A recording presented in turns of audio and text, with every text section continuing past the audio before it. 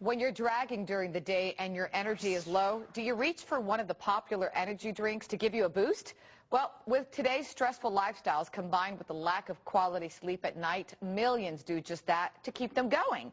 But how safe are these drinks? Here to talk about the hype and the harm is our health expert, Dr. David Friedman. Good morning, doctor. Hey, Christy, good to see you. Energy drink sales in America, it's a multi-billion-dollar industry.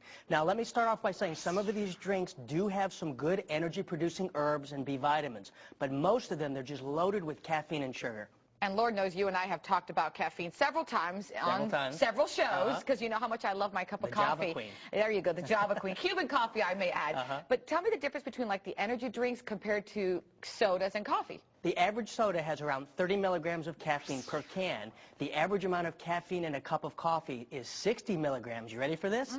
Energy drinks can have as much as 500 milligrams of caffeine per can. Let me tell you what that is. That's 10 times more caffeine than the average cup of coffee. My goodness. And here's what happens. Excess caffeine takes a major toll on the brain. It lowers a person's immune system, can cause depression. Even high blood pressure has been associated with high caffeine. All big prices to pay for that temporary energy buzz. And really, it's so short-lived. It lasts maybe 30 minutes to an hour. And these drinks are fattening too, right, doctor? Very fattening. I'll tell you why. They contain a massive amount of sugar. In fact, one can be the equivalent of eating a cup of pure sugar. And that sugar buzz you get, that's part of the energy buzz that these drinks give you. You kind of go up, and then all of a sudden you crash down. Yes, exactly. Now, regarding the heart, I've heard they're really not good for the heart. Well, if you look at some of the names of these energy drinks, I mean, they just don't sound good for the heart. Actually, according to the New York Times article, was published in May of 2008, they said energy drinks can lead to seizures that require emergency room visits. Yet energy drinks, they're very popular among teenagers. They're actually marketed to teens and young adults. You'll even find them sponsoring Winter Olympics, UFC fighting, soccer, BMX, even NFL games. It's true. I've actually seen them. And are they actually legal for American athletes? They are legal, but you know what I say? It's the worst thing an athlete can put into their body, and I'll tell you why.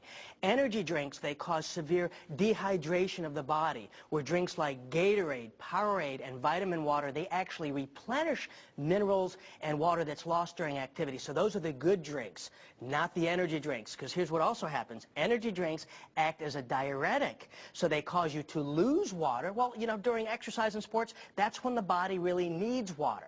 And this situation has grown so bad that in 2001, France authorities banned the popular energy drink Red Bull when a young basketball player's death was linked to drinking 4 cans during a game. My goodness. So what type of regulations actually exist?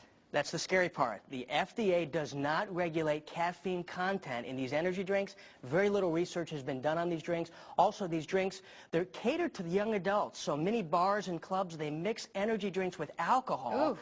This can be severely harmful. I'll tell you why.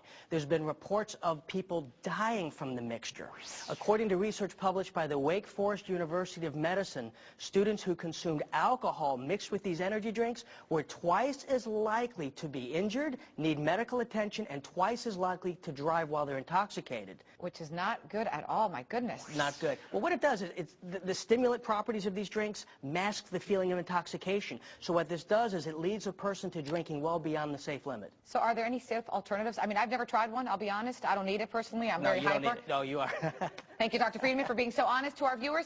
But give me an alternative for someone who maybe wants to find somebody one. that wants to get off these energy drinks, I recommend ginseng, liquid B12, and a cup of green tea. They're great, healthy alternatives that I recommend. What this does is increases your energy without those dangerous side effects. As always, great information. Thank you, doctor. Now, my Cuban coffee, you know I'm going to keep on drinking I know you're going to keep drinking that. Thanks for being here.